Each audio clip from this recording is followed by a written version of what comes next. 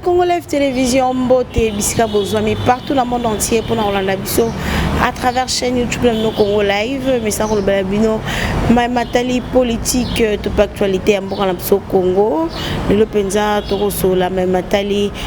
actualité zali kota mwana Mboka Bisso Congo et longo na mwana Mboka maître Basile, azali moko na kati ya INC parti cher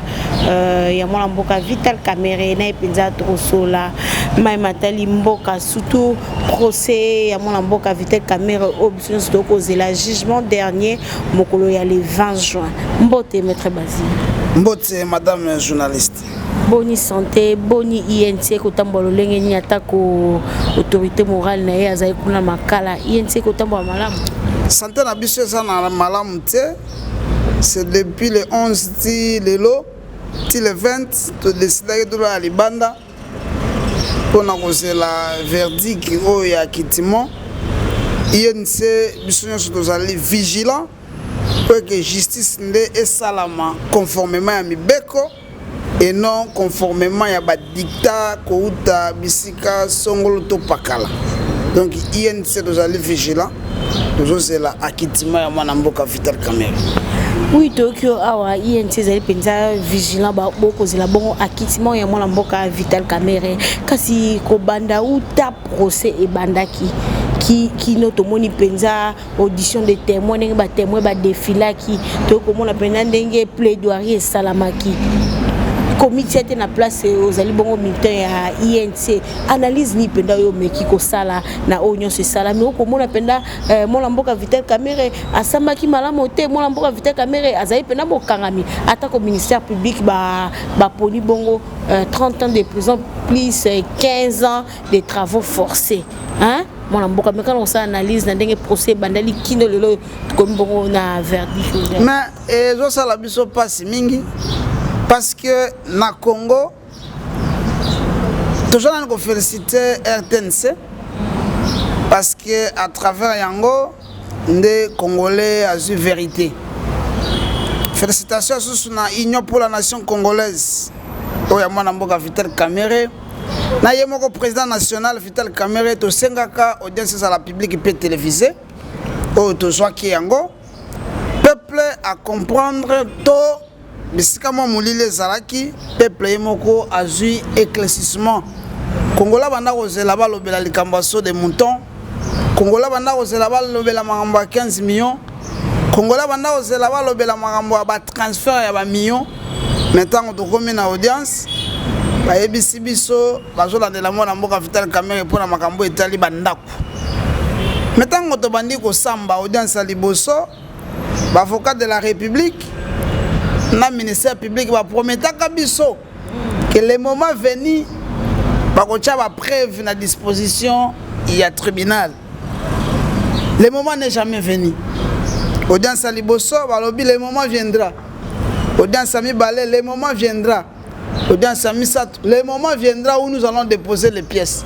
Audience à Minei, le moment viendra. Si tu as une plaidoirie, le moment n'est jamais venu. Na quatre plaidoirie, avocat de la République à lobby, nous ne sommes pas venus ici pièce contre pièce. Nous ne sommes pas venus ici pour des raisons de preuves matérielles. Et ça a fait. Tant que nous avons il faut avoir des preuves palpables. Et ça va imaginer que la théorie qui existe dans le droit congolais, infraction intellectuelle. Et ça va être. Okotanga bamibuko mikanda nyonso ezali na mboka na biso banda 1960 lelo banda bajirisa minene baleka bakyongo wadondo banani tu baliaou bato ebele eloko wana ezati bangai bakotisa biso yango mais ezalaki babwakaki yango parce que mokolo théorie wana angaka kotisa mabulu yeki et tozali na infraction ka moko ya détournement o bazolandela mwana Mboka Vital Kamerhe oyo noir sur blanc lelo Congolais comprendre que no Vital Kamerhe atikala ko simba ata différente atikala ko signer contrat et puis atikala ko bénéficier na misolo parce que misolo bima Jamal Andimi azwaka misolo Jamal Andimi ke ayo sala misala Jamal alobi misolo kota na compte ya banque ya bana na ye Vital Kamerhe simba te loko moko te sikoyo boko luka bosenga ba 10 ans ba 20 ans ya nini kasi toki pe mona mboka Vital Kamerhe na malobana ya suka na plaidoirie ya koloba ete ebi déjà mais c'est salemaki ebi déjà que ba ko condamné na 30 ans to pe 20 ans c'est comme si Vital Kamerhe ko mona kazali coupable azaki mosolo ko to moni ba ko lakisa banda ko to moni ndako mo ana Victoire Babi ndako wana ya Vital Kamerhe asombela ki bongo Soraya kasi lelo pe to moni ete tribunal na biso a na Congo basengi ete basala ba me konsala enquête batini message kuna na Paris batela si réellement ba bien nino Vital Kamerhe azana kuna na mikili. Merci beaucoup parce que tu comprends ce qu'a peuple azali tu comprends ce que ministère public azali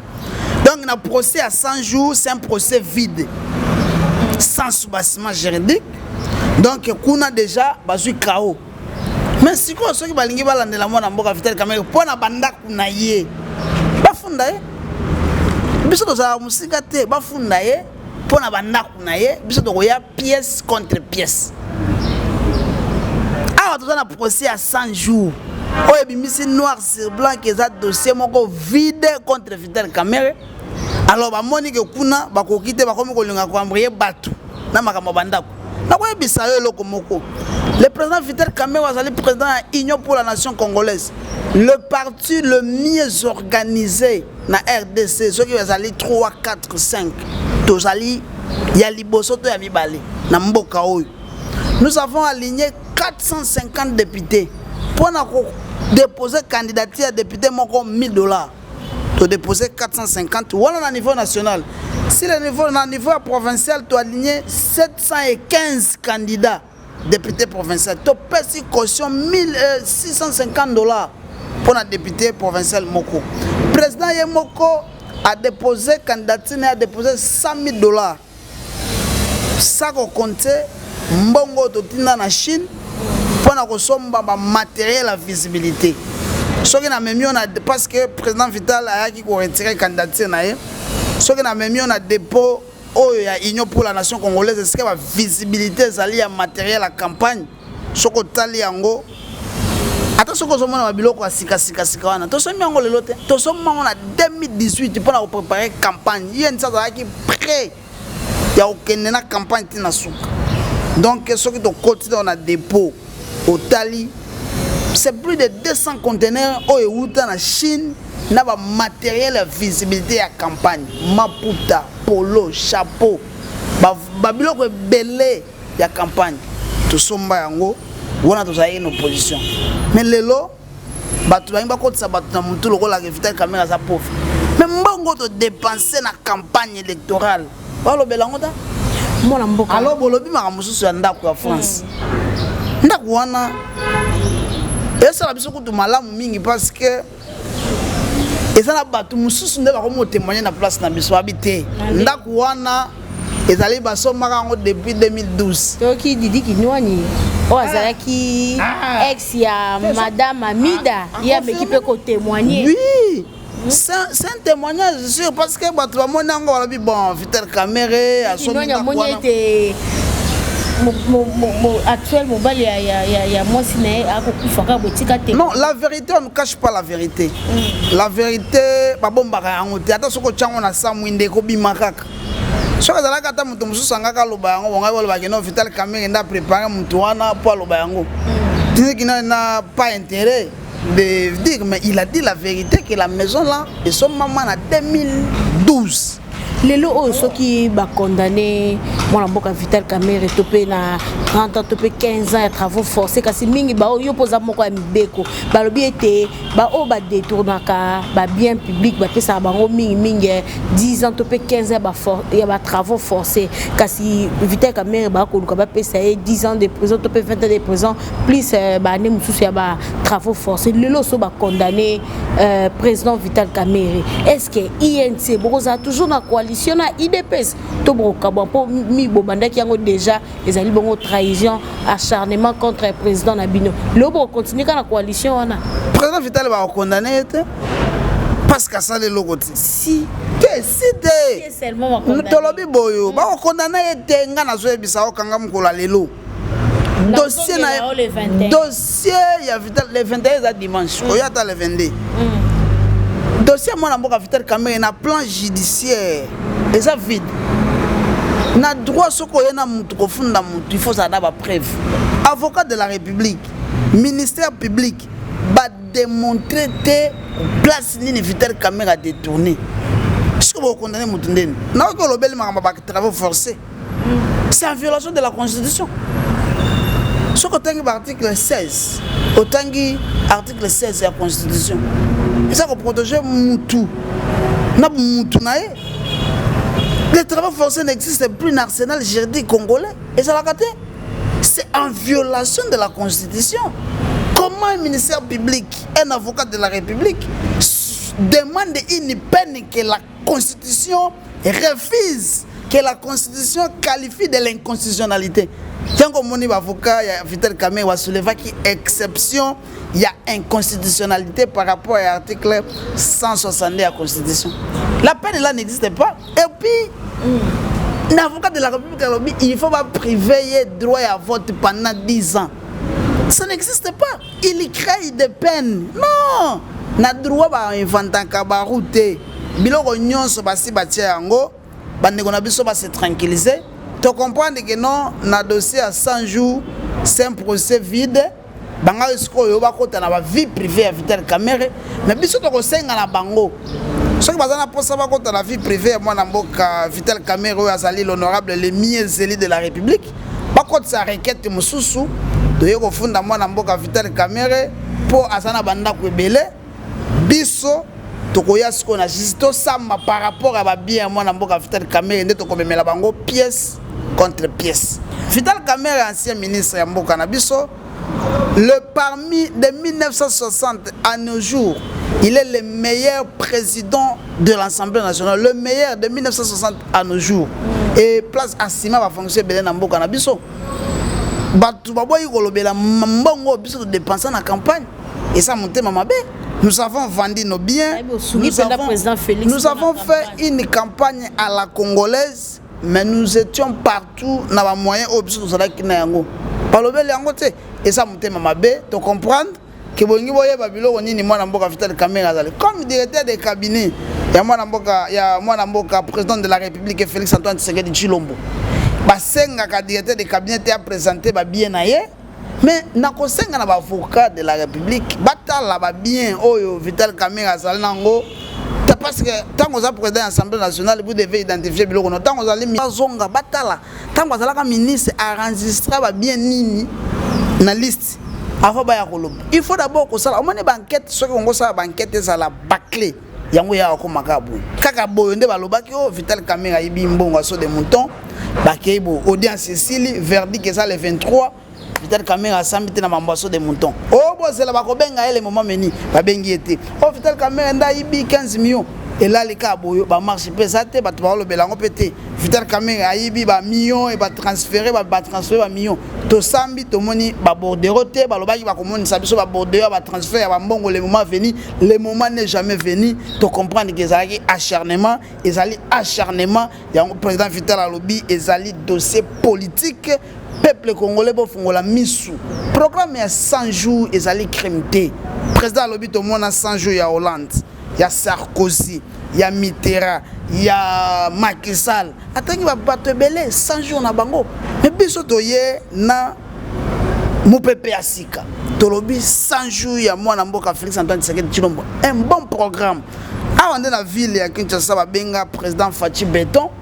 parce que biso tango toye cash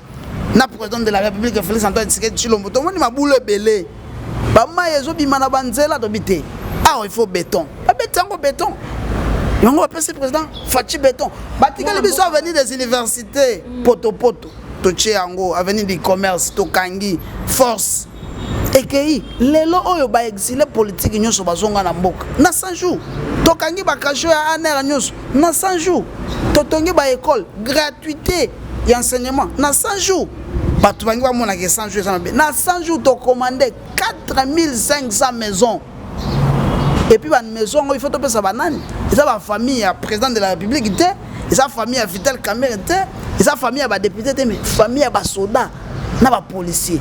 mais il faut ça la monter mabe pour ya kotelemela la programme oyo mwana mboka na kati yo te mwana mboka na kati yo te lelo oyo mpenza bayilamuka bakokondane mwana mboka Vital Kamerhe basengaki mpe président Félix Antoine Tshisekedi aleka mpenza akende kotémoigner parce que mwana mboka Vital Kamerhe ntango uta bandi kosamba ti tokomi na plaidoyer atangi nkombo ya chef de l'état plus de 127 fois akoloba ye makambo nyonso bandaki kosala ezalaka au nom ya président de la république kasi idps bandaki kokondana yango babi jamais akokotanga président de la république na bisika oyo ya kosamba et surtout ke azali mpe na tort na likambo wana mpena tort moto akokopesa tort ezali bato ya nzela te to moto akopesa Vital Kamerhe tort ezali bato ya sansete te nga naza porte parole ya lamuka te naza porte parole ya lamuka te wana eza kotala bango biso toyebi ete mwana mboka Vital Kamerhe aza innocent biso tobanda kozela bapreuve matérielle balakisa biso ke no Vital Kamerhe ayaki na banque date tel chèque yango oyo batindela ye autant 2 millions 5 millions 10 millions ekota na compte na ye bordereau yango oyo nde le chaos debout mais biso toye tomoni eloko te yango tolobaki justice na vérité ezali ko rimer ensemble toye tolobi pièce contre pièce olobaki makambo ba témoignage bato ebele baye wana omoni ke mingi bazalaki na motema mabe likunya contre mwana mboka Vital Kamerhe mais ya mutuya ezali ke Vital Kamerhe azali mutu moko malamu mingi akangelaka mutu kanda te bato oyo bazwa chance ya kozala pembeni na ye basi bamona et puis comprendre que non il a la chance et il travaille bien avec tout le monde, il n'a pas la haine et il n'a pas la mauvaise volonté contre bato ada soko sali ma belle lobby soko ya oyamba bo solola asala kuna te mais oya mutuya juge asa déjà éclairé par rapport à malobate et ça makambo ya mbongo par rapport à ba preuve par rapport à ba acte. Le président de la République azala ki wana ou bien azawana ayaki na programme mabete pour que batu baya koyiba misolo te programme wana epesi batu ya ba congolais misala epesi pe avantage et pas bandeko na biso ba soda parce que basako so banda komoko ya malamu tala muntu azo garder président de la République azo garder ba konzaminene mais là la kabisika bien te président ya changé bon moya batu wana dans les clins d'œil na moi minute muke puis on va côté la vision wana mwana mboka tokoma kusa nsomo ke moke asuka émission na biso tomaki chef de l'état auti kosa pena nomination ya ba mandataire kasi mingi ba kolela babika bato babomi mboka ba Lambert Mende ba José Makila bazongi susu na nomination yango kasi to monde c'est comme si INC bo se retrouver penza mingi te na nomination aussi longtemps coalition ezali toujours ko continue to se retrouver dans na ebisi bino to se retrouver mingi penza c'est mingi te yo lengi to se retrouver neni. Alors, on a fait débat, je félicite mon Konzamboka pour la nomination et outil salama INC na lo ya liboso azubat. Lo ya mi balezoya, ya misa tezoya, tout ça na coalition cash côté INC zali tozo zoyango. Mais ezane loko moko esali débat mingi ezali kozonga ya Lambert Mende na José Makila. Base, biso toza bato ya base elobi mwa mingi. Yango biso peuple biso ba cadre biso ba jeune to sengi na mokonza mboka a promouvoir biso bilenge a promouvoir biso bilenge asana volonté ya kotina mboka o liboso biso to bana tuna ba conseil pa bato wana ba jeune baza capable ya tuna ba conseil pa bato wana pona kozwa ba expérience na ko kozwa eloko la conseiller na ngai na yo kozana po apesa kanga bwanya donc ba nomination ezoya tozo senga na mokonza mboka a penser mingi na bilenge na nouvelle génération oyo ekosala ki non lobby to ya kwasime pe ba fonction mususu par rapport ya mboka na biso bato pe basi basali mwa ebele ba pe ya kotikela pe bato mususu ezala malamu tozo osenga na mokonza mboka parce que ça na pouvoir kaka ya ye lorsqu'il décide personne mususu ako décider mais biso tozo senga ki lo ezoya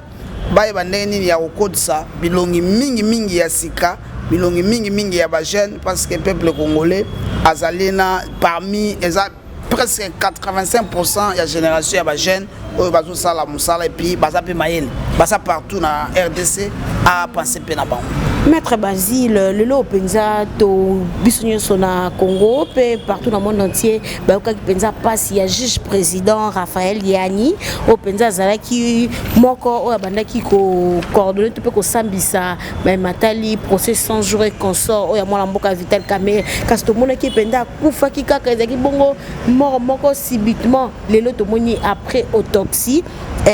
ministre de la justice a outi ko annoncé albiete juge Raphaël Yani akufaki penza na liwa moko ezaki bongo violente na ba substance toxique pe dose ya létale ezaki retrouvé na kati ya nzoto nae que surtout tali penza maye matali toxique to komona déjà poisonné o bani na liwa na juge akufi na poisonné soko tali mukanda na juge akufi na poisonné juge azwaki ba me beaucoup ba betaki ba ku ba banda ko beta biloko na mutu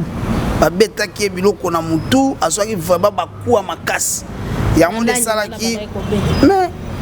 omoni awa nde tozoloba bandeko na biso balandaka biloko ba réseaux sociaux te esala vraiment biso pasi tomonaki bandeko na biso basali ba émission bandeko na biso parlement debout basali ba émission oh tomoni basali masque tomoni boyo après mutalongoli masque après si muto yaki nango nezaki na poisson. La conclusion est que non, le juge n'est pas mort de poisson. Akufi na poisson ti. On il faut pas tout simba. Juge azalaki mutu oyo après audience photo yeba. Akendaki wapi chauffeur na e azali nani garde du corps na e azali nani et puis place na bazaki balobi juge azwaki ba traumatise. Donc ba boujaki mutu na ye makasi et ça la qui sali ba hémorragie na kati mutaye okufu comme balobi ba enquête ça au continuer ba ye ba hauteur et wana et ça malamu eloko wana kenditi na suka yo moko mona ka yense et ça la kabiso passe parce que tango liwane yaki yense ça la communiquer alors il faut to kende na ba enquête otina suka to yeba liwa ya juge ou parce que juge abanda ko pesa biso déjà eliki ya makasi na procès wana yo moko mona ka le 25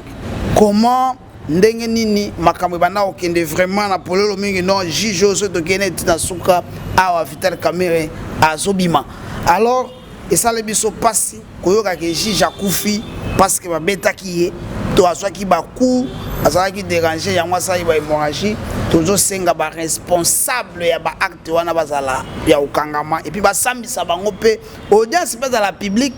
pe télévisé te ba nani atindaki bango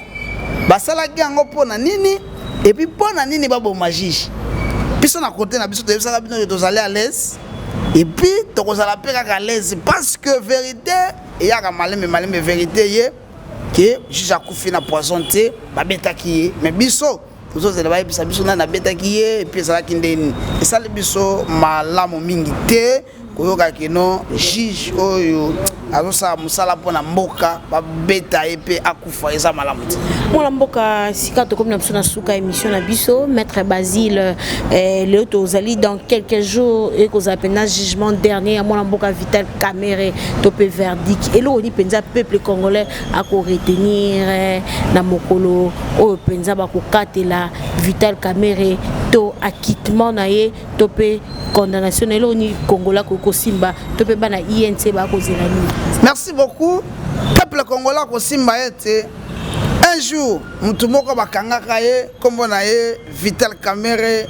président de l'Union pour la nation congolaise bakangaka ye sans preuve bandimaki afanda na boloko po ba humilier ye et puis audience salama na suka ba preuve ebimate ki ye mutasala ki loko songolo yango peuple ifaye basusu ete kokosela mutu makambo oyo atikali kosala te surtout biso ba chrétien eza lisumu bato nyonso bafinga Vital Kamerhe moyibi ya so de mouton moyibi ya 15 millions moment yango il faut ba se repentir na bato pe baloba lokuta pona mwana mboka Vital Kamerhe il faut ba se repentir Vital Kamerhe toujours c'est la le 20 akitima na ye parce que aza innocent atikala ko simba misolo te atikala pe ko détourner misolo te atikala pe ko signer document te pour que misolo bima alors batu bazana confusion te batika koyoka o toyoki kaka koyoka o boyokaka que juge mutabo juge akufaka na poison lelo juge akufi na poison te boyokaki mabe faut koyoka bien faut koyeba ko sala pe ba analyse peuple congolais toujours c'est là akitima ya mwana mboka Vital Kamerhe o asa congolais oyo ako continuer ko sala musala pona mboka parce que programme asanjou za programme moko ya kitoko peuple congolais tozali wana tozali ko tale la justice et sala musala na yango ndenge mibeko esengelami peuple azo c'est la société injonction et uta ate pa mutu moko te juge ozana responsabilité monene ya ko rendre biso verdict au peuple azo c'est les aka moko ya kitima aparwana elo mususu esati matondi mingo na mboka to sepeli ndenge boyo ko luka biso poto éclairer peuple to lo ba pe vérité rien que la vérité yango to pesi bino to sali ko bosana te le coordonnateur papi Joseph Okata ko sali na injustement bakanga ka na 5 heures babwaki parquet babwaki na makala izo sala biso passe yango toujours le acharnement contre maman INC il faut baibande ni ya kotika to yaki na mboka oyo tozi pouvoir to diriger yango et puis to pesa nde oyo pe plazo zela de lo bato baza ko célébrer $10 et comme 20 000 francs et so sala biso passe mingi to bande nini ya kotala oyo pe plazo senga ke to banda okangisa batu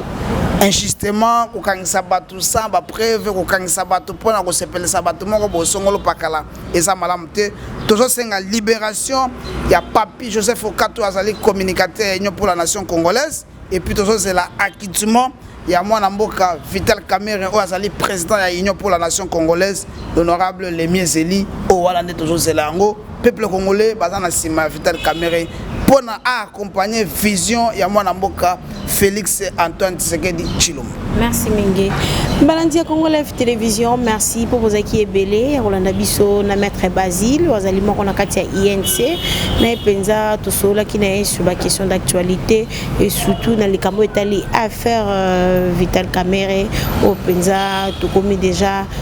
face à verdict, jugement dernier, au Koza Mokolo, il y a le 20 juin, au peuple congolais, nous a fixé Misona et Penza, na Mokolo, le 20 juin, la diaspora va causer là, et l'eau connue ni Penza, et comme la mona mboka Vital Kamerhe Mokolo le 20 juin, après qu'au Sambisaye, et Mbala, Ebele Penza, Boyoki Penza, Ndenge Maître Basile, là où tu peux répondre, comme Nasuka, merci na vous qui avez ma caméra, Guy Bodombela.